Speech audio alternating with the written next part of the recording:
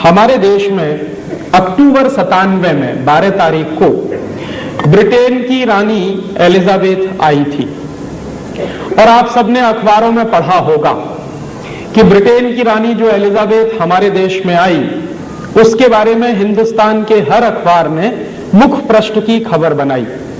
भारत सरकार की तरफ से भी काफी प्रचार किया गया और लगभग एक सप्ताह तक हिंदुस्तान सरकार के दूरदर्शन और आकाशवाणी पर सिर्फ रानी एलिजाबेथ की खबर ही महत्वपूर्ण खबर मानी जाती थी।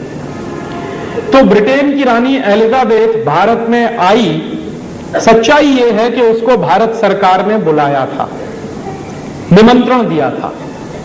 तो एक तरफ तो हमारे देश की सरकार आजादी के 50 साल का जश्न मना रही है और दूसरे तरफ रानी एलिजाबेथ को भारत आने का निमंत्रण भी दिया गया।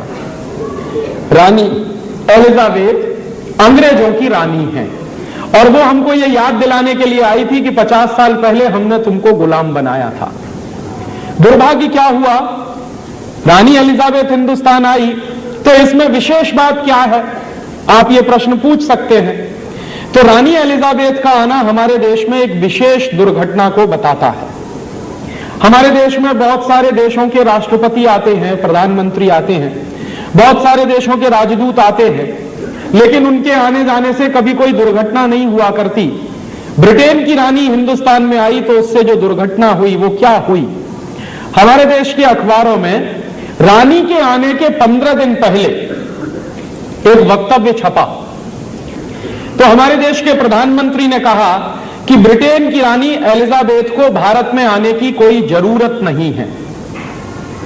तो ब्रिटेन की रानी एलिजाबेथ को भारत में आने की जरूरत नहीं है, यह बात हिंदुस्तान के सभी अखबारों में छपी और ना सिर्फ हिंदुस्तान के अखबारों में छपी बल्कि दुनिया के कई देशों के अखबारों में यह बात छपी।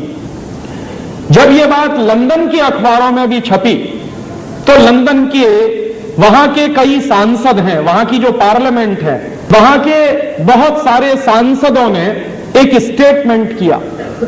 स्टेटमेंट यह किया कि भारत के प्रधानमंत्री की यह हिम्मत कैसे हुई कि वो ब्रिटेन की रानी को भारत में आने के लिए मना करें, क्योंकि हमारे प्रधानमंत्री ने कह दिया था कि ब्रिटेन की रानी को भारत में आने की जरूरत नहीं है।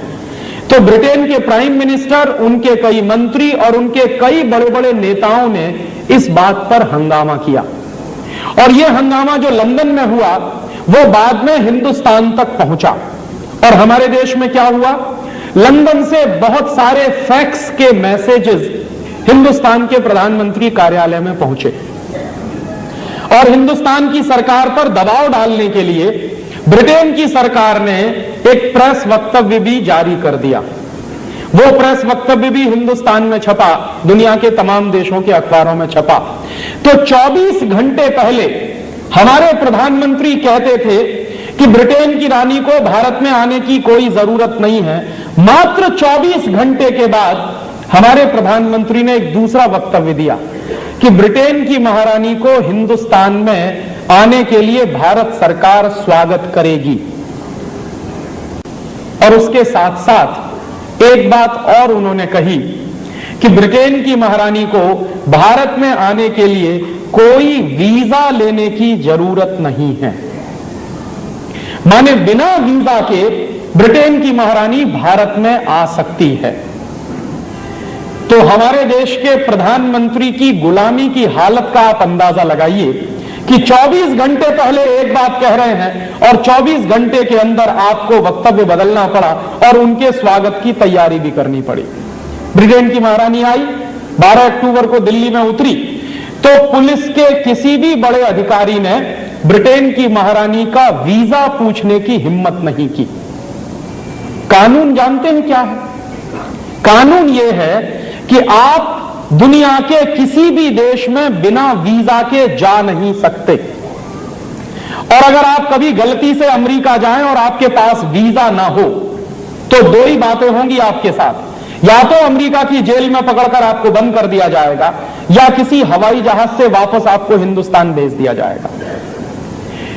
ठीक इसी तरह से दुनिया के किसी भी देश का प्रधानमंत्री और राष्ट्रपति हमारे देश में आता है तो उसको वीजा लेना पड़ता है।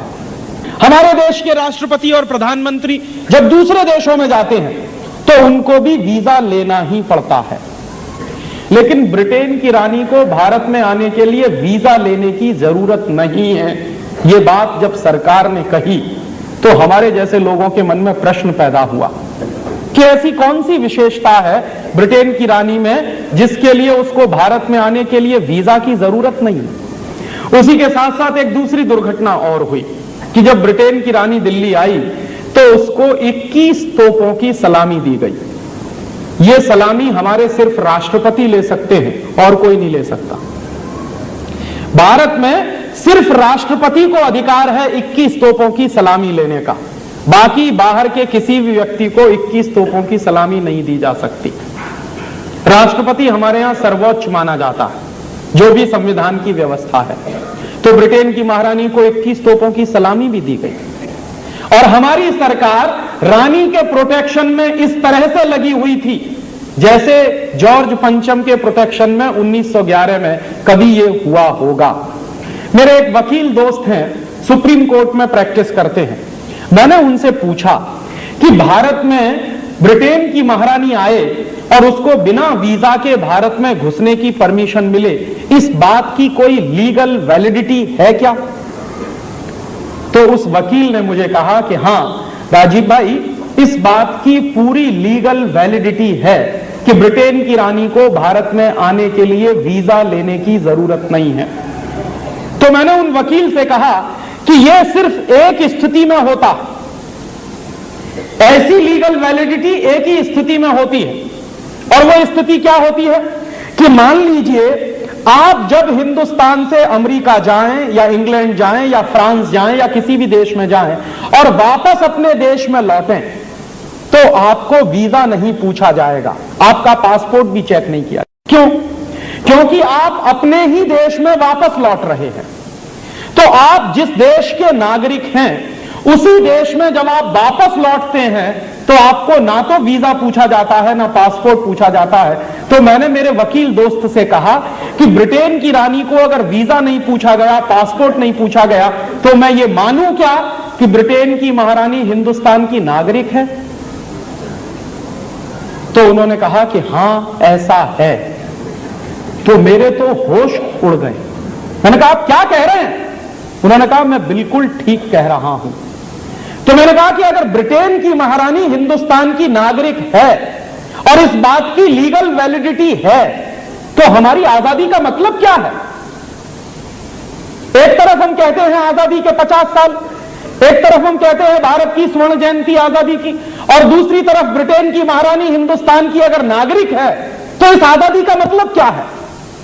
तो उन्होंने कहा कि तुम लोगों को शायद मालूम नहीं है कि हमें आजादी नहीं मिल पाई है अभी तक। तो मैंने कहा कि आप क्या कह रहे हैं? तो उन्होंने कहा कि मैं सच कह रहा हूं, एक कानून है, उसको अगर तुम पढ़ोगे तो तुमको समझ में आएगा कि भारत अभी तक आजाद नहीं हुआ है। तो मैंने कहा वो कौन सा कानून है? तब उन्होंने मुझे बताया कि 1947 के साल में एक कानून बना था जिसका नाम है इंडियन इंडिपेंडेंस एक्ट, और यह कानून बना था 4 जुलाई 1947 को, माने 15 अगस्त से लगभग 10-15 दिन पहले। तो यह कानून बना था हमारे देश में आजादी के पहले, और इस कानून का नाम है इंडियन इंडिपेंडेंस एक्ट। उस कानून के आधार पर ब्रिटेन की महारानी अगर हिंदुस्तान में आएगी तो उसको वीजा लेने की जरूरत नहीं है। तो मैंने कहा कि वो कानून आप मुझे दे सकते हैं पढ़ने के लिए? तो उन्होंने कहा मेरे पास तो उसकी कॉपी नहीं है। तो मैंने कहा कहां से मिलेगी? तो उन्होंने कहा कोशिश करो भारत की संसद की लाइब्रेरी में मिल जाए, तुमको पार्लियामेंट की लाइब्रेरी में मिल जाए। हम लोगों ने बहुत कोशिश की, नहीं मिल पाई। फिर दूसरी एक कोशिश की तो उसमें थोड़ी सफलता मिली। उस कानून की फोटोकॉपी लंदन से आई, लंदन के हाउस ऑफ कॉमन्स की लाइब्रेरी में पड़ी हुई है। तो वहां से वो कॉपी आई और सबसे पहले हम लोगों ने वो कानून को पढ़ने की कोशिश की। तो उसमें लिखा हुआ है, पूरे कानून की बातें 70-80 पन्नों में हैं, लेकिन कानून के प्रियम्बल में बहुत साफ साफ लिखा हुआ है। एक वाक्य लिखा है 4 जुलाई 1947 को पारित हुए इंडियन इंडिपेंडेंस एक्ट में। और यह कानून पारित क्यों किया गया है? भारत की आजादी के लिए यह कानून पारित किया गया ब्रिटेन की पार्लियामेंट में। माने हमको आजादी मिल रही है तो हमारी आजादी का कानून विदेशी संसद में पारित हुआ है। और अगर हमारी आजादी का कानून एक विदेशी संसद ने पारित किया है तो वो विदेशी संसद अगर उस कानून को वापस ले ले तो हमारी आजादी का क्या होगा? क्योंकि जो संसद कानून पारित करती है वही संसद उस कानून को वापस भी ले सकती। तो मान लीजिए 4 जुलाई 1947 को वो कानून पारित हुआ है लंदन में, तो कल को वो लंदन की पार्लियामेंट से वापस हो जाए तो हमारी आजादी के सामने पूरा प्रश्न चिन्ह लग जाएगा। दुर्भाग्य हमारा आपका जानते हैं क्या है कि हम आजाद भी हुए हैं तो ये कानून अंग्रेजों ने तय किया है, हमने तय नहीं किया है। हमारी आजादी के बारे में हमने तय नहीं किया है। वो कानून क्या है? 4 जुलाई 1947 को लंदन की पार्लियामेंट में जो कानून पारित हुआ है उसके प्रियम्बुल में एक वाक्य लिखा हुआ है। उस वाक्य का अंग्रेजी में क्या भाषांतर है?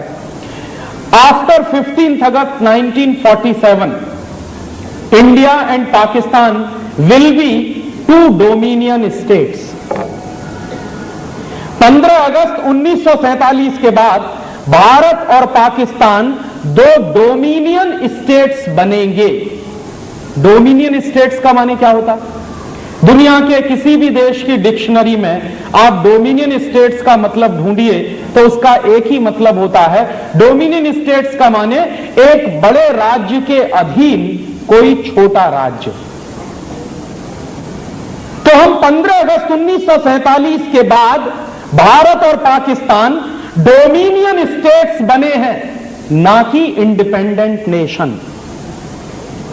और चूंकि हम डोमिनियन स्टेट्स बने हैं तो हैं किसके हम डोमिनियन स्टेट्स? यूनाइटेड किंगडम के या कॉमनवेल्थ के। तो 15 अगस्त 1947 के बाद हमारी हैसियत क्या बनी है? हमारी हैसियत बनी है कि हम यूनाइटेड किंगडम और यूनाइटेड किंगडम के बनाए गए कॉमनवेल्थ के डोमिनियन स्टेट्स हैं, ना कि हम इंडिपेंडेंट नेशन। और अगर हम इंडिपेंडेंट नेशन नहीं है तो बात समझ में आती है कि आज भी ब्रिटेन की महारानी हमारी महारानी है, क्योंकि हम डोमिनियन स्टेट्स हैं। और यह बात अगर 4 जुलाई 1947 के कानून से है तो मेरे मन में सबसे बड़ा प्रश्न आजकल जो उठ रहा है वो ये कि 50 साल से इस देश की राजनीतिक पार्टियां क्या कर रही हैं। यह बात तो हिंदुस्तान की संसद में आनी चाहिए थी। शायद पिछले साल आपने देखा होगा 14 अगस्त की रात को 12 बजे भारत की संसद में एक संयुक्त अधिवेशन हुआ। तो जो बात मैं आपसे कह रहा हूं वो बात भारत की संसद में आनी चाहिए कि हम 50 साल पहले अंग्रेजों द्वारा बनाए गए एक कानून के आधार पर डोमिनियन स्टेट्स बने हैं, ना कि हम इंडिपेंडेंट नेशन। तो हम इंडिपेंडेंट नेशन कब बनेंगे? कितने साल और लगेंगे उसमें? और अगर हम इंडिपेंडेंट नेशन नहीं है तो फिर आजादी की ये स्वर्ण जयंती क्यों मना रहे हैं? किसके गले पे तमाचा मार रहे हैं?